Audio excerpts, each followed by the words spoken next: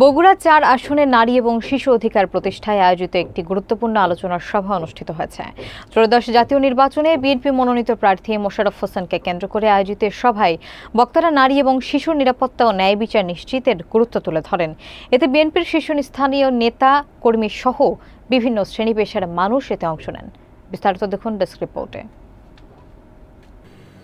ত্রয়োদশ জাতীয় সংসদ নির্বাচনে বগুড়া ৪ আসনে বাংলাদেশ জাতীয়তাবাদী দল বিএনপি মনোনীত প্রার্থী জনাব মোশাররফ হোসেনকে কেন্দ্র করে নারী ও শিশু অধিকার প্রতিষ্ঠায় বিশেষ আলোচনা সভা অনুষ্ঠিত হয়েছে।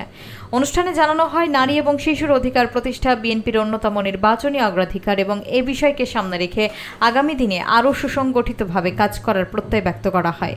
এতে সভাপতিত্ব করেন বেগম সেলিমা রহমান, উপদেষ্টা নারী ও শিশু অধিকার ফোরাম এবং সদস্য জাতীয় নির্বাহী কমিটি বিএনপি। অনুষ্ঠানটি পরিচালনা করেন নারী ও শিশু অধিকার ফোরামের সদস্য সচিব অ্যাডভোকেট নিপুণ রায় চৌধুরী।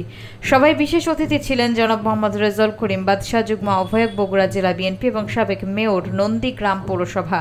মূল অনুষ্ঠানে বক্তব্য প্রদান করেন জনাব মোশাররফ হোসেন, বিএনপি মনোনীত প্রার্থী বগুড়া ৪ এবং আহ্বায়ক বগুড়া জেলা বিএনপি। বক্তারা বলেন, বিএনপি ক্ষমতায় গেলে নারী ও শিশুদের সুরক্ষা, ন্যায় বিচার এবং সামাজিক মর্যাদা নিশ্চিত করতে সব ধরনের চেষ্টা করবেন। স্থানীয় বিএনপি নেতৃবৃন্দ, নারী কর্মী, সামাজিক কর্মী এবং বিভিন্ন শ্রেণী পেশার মানুষ এতে অংশ নেন।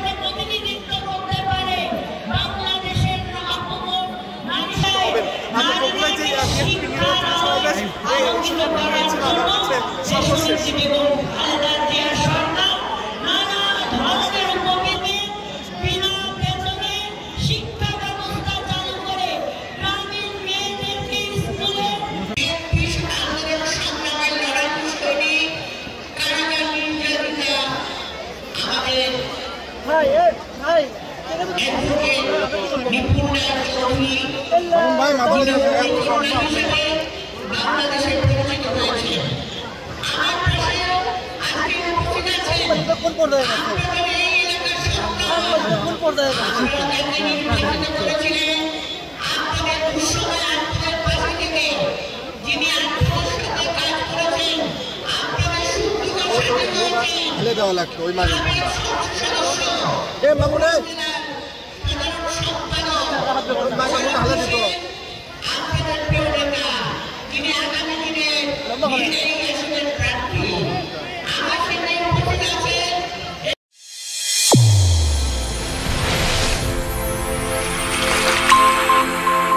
চ্যানেল A1 হৃদয়ের স্পন্দন।